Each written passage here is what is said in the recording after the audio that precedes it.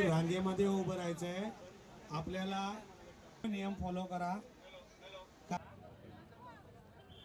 आपण जे विरार कॉरिडॉरसाठी आज मोर्चा काढलेला त्याबद्दल आपण काय हे पुढचं थांबवा नाही.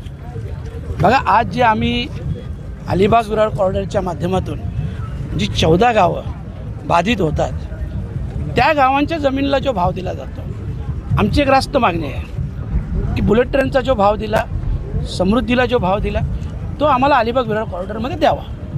आणि याच्यासाठी मी आपलं सांगतो की ज्या वेळेस महसूल मंत्री महोदयांकडे मिटिंग झाली, महसूल मंत्री महोदय हे पॉझिटिव्ह आहे, परंतु अधिकारी वर्ग का पॉझिटिव्ह नाही हे आम्हाला कळत नाही की त्यानं नक्की काय करायचं आहे. आणि म्हणून माझी अधिकारी वर्गाला विनंती आहे की तुम्ही पॉझिटिव्ह घ्या. मंत्री महोदय पॉझिटिव्ह आहे, सरकार पॉझिटिव्ह आहे, तर मग अडचण कुठं आहे.